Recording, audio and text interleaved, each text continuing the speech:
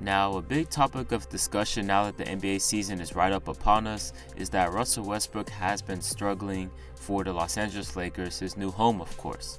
In the preseason, Russ has been averaging about 24 minutes per game.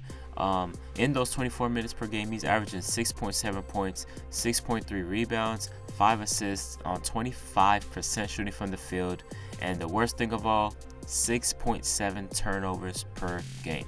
So the question is, what is wrong with Russell Westbrook? Will he be okay? And how will he fit into this Lakers unit, especially with LeBron and AD? Now, before we get into this, make sure you like, comment, share, subscribe. Let's keep on growing this channel, man. Like this video up. It helps out the algorithm for me, so that would be much appreciated. But enough of me talking about that. Let's get into this video. Now, let's look at some of the reasons why Russell Westbrook has struggled so far in the preseason. All right. First things first, he is a high turnover guy regardless. Now, Russell Westbrook, as we all know, plays with as much energy and as much passion as anyone you will ever see in the NBA. And we know that Russell Westbrook plays the game at 100 miles an hour, no matter what the score is, no matter what quarter it's in, no matter even if he's injured, he's still going to go out there and go 100 miles per hour. That leads to a lot of turnovers in and of itself, but that's just his game, and 14 years in now, you're not going to change that about him. That's just the fact of the matter. Second thing, I have to say this, it's preseason, guys. Calm down. All right. Yes, it is alarming to see that the high turnover rate. Yes, it's still basketball at the end of the day. You don't want to turn the ball over as much. You still want to perform really well. I understand that, but let's take it with a grain of salt here. Another thing, I think Russell Westbrook is doing a little bit too much when it comes to the passes. Yes, he's trying to figure out the new system that he's in, but he's trying some wild passes. I think he's trying some passes into triple coverage in the paint. He's trying cross-court passes, half-court passes. He's not really taking what the defense gives him, and obviously that's one knock on Russell Westbrook for his entire career, is not making the game as simple for him as possible, simple for him and his teammates as possible. He tries to go above and beyond a little too much, and sometimes that can help you, but a lot of times that can hurt you, and it looks bad when you're talking about the eye test and things like that. He's going to have to figure out how he wants to play with these guys. How and what position are these guys going to be in on this certain play? How is Anthony Davis going to come off a screen? How is LeBron going to cut to the basket? And things like that. And this is where Frank Vogel will come into effect. I'll talk about him in a minute.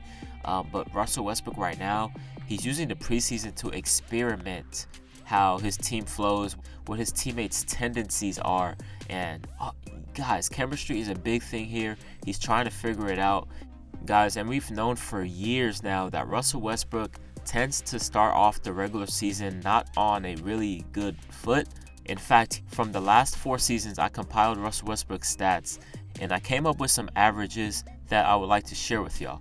Now, over the past 4 years, in the first 3 months of every regular season, Russell Westbrook has averaged about 22.5 points per game, 9.3 assists per game, 9.8 rebounds per game, on 43% shooting from the field and 26% from 3.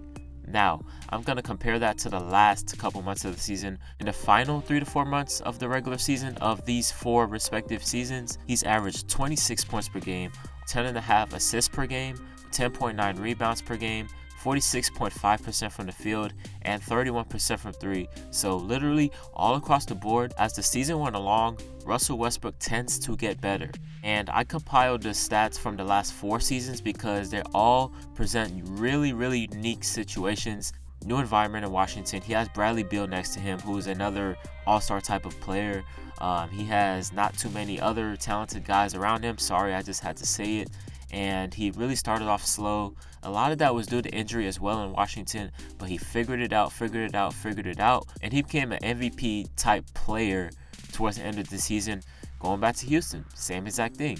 He went over to Houston, played with James Harden, his best friend. People were like, how the hell is this going to work out? 2 ball dominant players. How is Russ going to work off the ball? What is Harden going to do?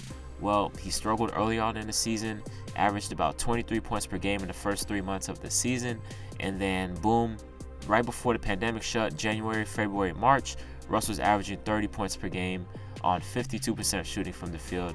We're talking then like, hey, Russell Westbrook might be an MVP candidate. I say all that to say that expect Russell Westbrook to have another slow start with the Los Angeles Lakers. I'm expecting it as a Russell Westbrook fan for life.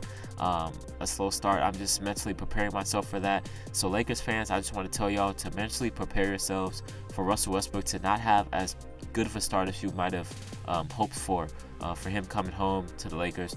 Now, wrapping this up, what I want to see from Frank Vogel moving forward is I want to see more Russ and AD pick and rolls, Russ and Bron pick and rolls.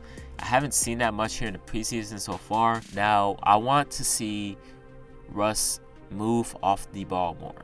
I haven't seen that yet, but I will give it a little bit of time. In Houston, Russ did that a little bit more. He was cutting off the ball. He was in the dunker spot, standing in the paint, things of that nature, because the Rockets literally went 5 out after they traded Clint Capella. I want to see Russ cutting off the ball. So there was this one play that I'm remembering in my head. I think it was against Golden State. Bron tossed the ball to AD, and then Russell Westbrook was standing at the top of the key. The defense converged. Wiggins came in. The rest of the Warriors defense packed in on AD. AD kicked it out to Russ, and Russ had a wide open three. I don't remember if he made it or not. I mean, that doesn't really change much. You don't want Russell Westbrook shooting that three. You don't want teams playing you like that. I want to see Russ not being the next guy over. For instance, on that play, have Carmelo Anthony stand at the top of the key. And I noticed defense playing against the Lakers that I've seen so far in the Suns game and the Warriors game, they're zoning up on the Lakers. Now, the Lakers are going to have to find a way to beat this zone with Russell Westbrook there. They're going to have to figure it out because over the past couple years, teams have been playing zone on Russell Westbrook, and Russell Westbrook has not looked too great against the zone. So I want to see Russ cutting off the ball more. Maybe the Lakers might need some more 3-and-D guys. Who knows? We'll see. And another awkward thing, I'll leave it at this, is Rajon Rondo already has a great, and I mean great, chemistry with Anthony Davis and LeBron James, especially Anthony Davis with the pick and rolls. Rajon Rondo has a absurd connection with Anthony Davis. It's like clockwork with them two. So moving forward, having Rondo and Russ on the court together is going to be a little awkward, I think. But having Rondo on the court seems necessary, especially when it comes down to big games and clutch time and playoffs, because he has that connection with those guys. And let's face it, he has a higher IQ than Russell Westbrook. He's more cerebral than Russell Westbrook, and that's what's needed in the playoffs. X's and O's, you have the mindset, the chemistry, and things of that nature. Rajon Rondo has those. Russell Westbrook is lacking in that area, which is why he hasn't had much playoff success. So that's one thing I want to see moving forward, is how that whole situation is going to be handled. With that being said, let me know what y'all think about the Lakers. Do y'all think this team is going to the finals? What team can challenge them in the Western Conference? Anyways, this is Jimmy from Just the Facts, and I'm signing out. Peace.